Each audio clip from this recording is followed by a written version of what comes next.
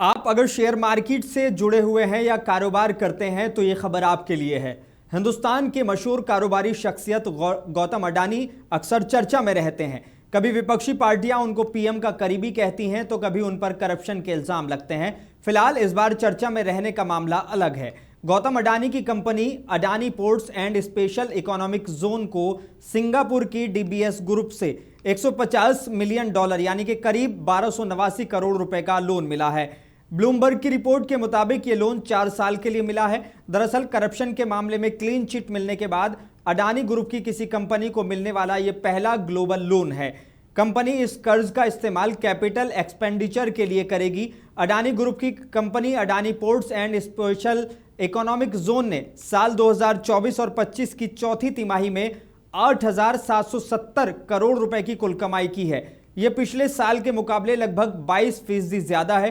पिछले साल की समान तिमाही में कंपनी ने 7,200 करोड़ रुपए की कमाई की थी।